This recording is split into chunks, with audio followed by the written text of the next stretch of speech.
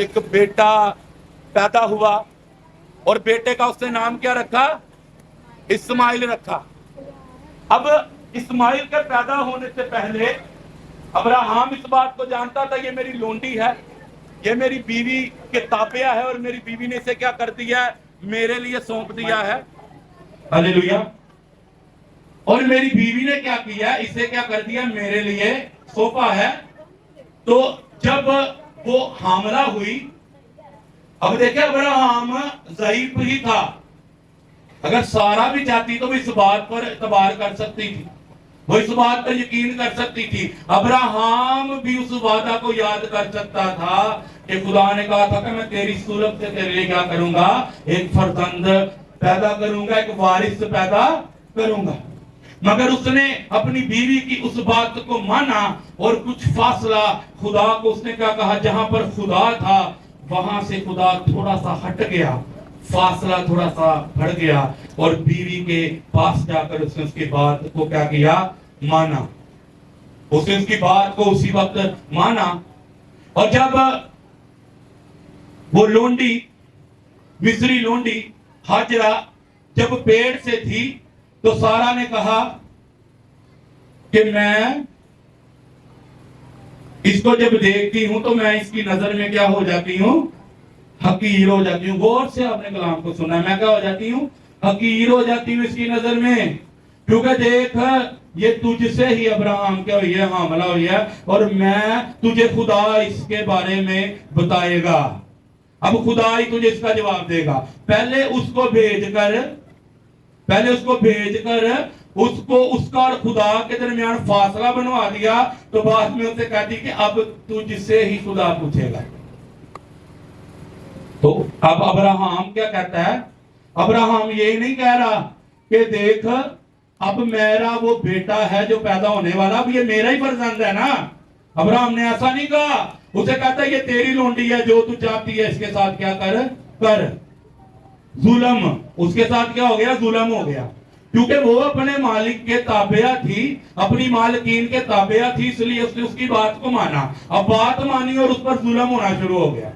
अब जब जुल्म हुआ तो वो क्या हो गई कि चली गई और रास्ता में उसको खुदा का फरिश्ता मिला। उसने कहा कि तू इधर क्या करती है? वो कहती वो मुझे तो मारने पे तुले हुए हैं।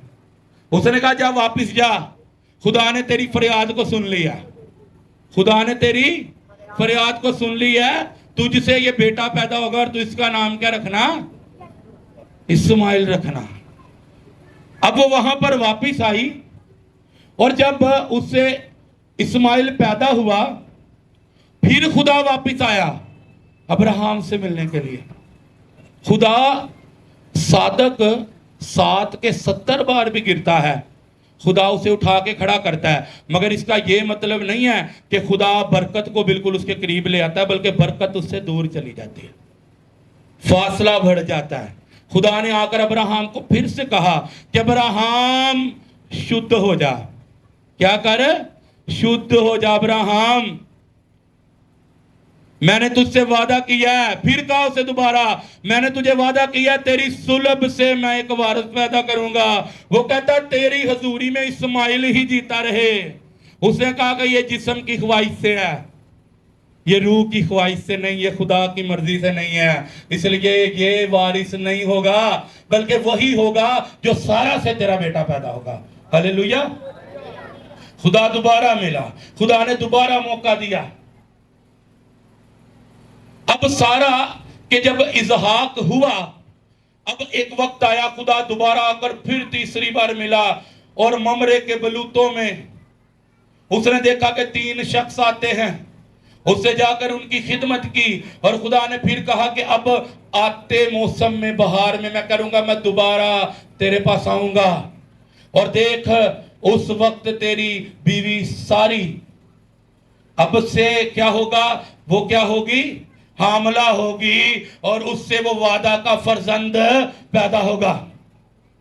फिर मौका दिया, फिर दोबारा मौका दिया, क्योंकि अब्राहम की ख्वाहिश थी कि तू क्या कर, मेरे लिए, मेरे पास तो औलाद ही नहीं है। अक्सर हम कह देते हैं वी हैव नथिंग, मेरे पास औलाद नहीं है। कई खादमीन हैं जिनके पास औलाद नहीं है, तो वो कहते हैं अब मैं भागने लगा हूं तेरी हजूरी से, अब मैं भाग चुका तेरी हजूरी से।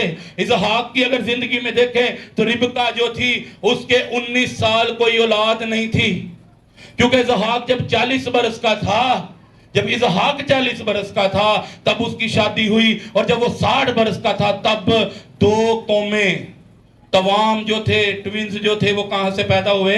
रिबका से। 19 साल उसकी जो कोख थी, 19 साल जो उसका रहम था वो बंद रहा, मगर इसहाक खुदा के साथ चलता रहा। अब इसहाक जब पैदा हुआ तो सारा ने कहा कि इसको यहां से क्या कर, इस लोंडी को और इसके इस बेटे को यहां से निकाल दे। पहले जब बीवी ने कहा कि अपनी लोंडी के पास जा, तब अब्राहम ने खुदा से नहीं पूछा। हम अपनी अक्सर जिंदगी में ऐसे करते हैं, जब हम खुदा के साथ चल रहे होते हैं, हमारी बीवी, हमारे दोस्त, हमारे घर वाले, हमारे घराने वाले हमें बहुत सी ऐसी बातें बताते हैं कि तू क्या कर, ये कर, तू वो कर, तू ये कर। फिर हम खुदा के पास नहीं जाते, हम अपने जिस्म की मर्जी को, जिस्म की ख्वाहिश को पूरा करते हैं। हम खुदा की उस बात को पूरा नहीं कहते जो खुदा हमारे साथ अहद बांधना चाहता है। उसने क्या किया? उसने कहा कि इसे निकाल दे। अब जब परेशानी हुई, बड़ी तकलीफ हुई कि ये तो है तो मेरी नस्ल, मैं इसे कैसे यहां से निकाल दूं? अब मैं बूढ़ा हो गया हूं, फिर अब मैं इसे कैसे निकाल दूं? देखो ये भी तो मेरा बेटा है, इतने साल इसने मेरे साथ गुजारे हैं, मैं कैसे निकाल दूं? खुदा की हुजूरी में जाकर गिले शिकवे करने शुरू हो गया होगा, गिले शिकवे शुरू कर दिए कि मैं कैसे निकाल दूं। फिर खुदा ने कहा कि अब जो तेरी बीवी कहती है, जो तुझसे कहती है, तो क्या कर, वही कर। पर देख, ये तेरी नस्ल से है, इसलिए मैं इसे भी बरकत दूंगा। पर मेरा वादा इसहाक के साथ ही था। मेरा वादा क्या था?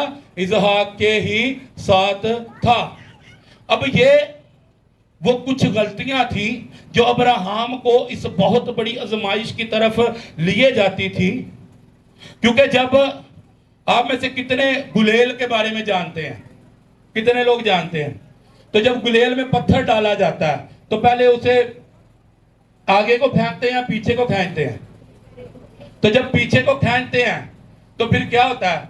जो बीच में पत्थर होता है और जो रबड़ होती है, जब उसको जोर से लगाते हैं, जोर से फेंकते हैं, तो कितना जोर लगता है? आजमाइशें आती हैं, तकलीफें आती हैं, मगर जब उसे पीछे से तकलीफों में से गुजर के छोड़ा जाता है तो वो बड़ी स्पीड से जाता है, वो तेजी से जाकर आगे बढ़ता है। इसी तरह खुदा हमारे साथ क्या करता है? इसी तरह खुदा हमें वो आजमाइश में लाता है जो हमारी ख्वाहिश होती है। जो हमारी ख्वाहिश होती है वही खुदा हमें क्या करता है? हमें उस चीज की आजमाइश में डाल देता है। अब क्या हुआ कि इसहाक बढ़ता जा रहा था। एक वक्त आया, खुदा ने देखा कि अब अब्राहम तूने पहली सी मोहब्बत मुझसे छोड़ दी है, अब तेरी मोहब्बत पहले सी मुझके मेरे साथ नहीं रही।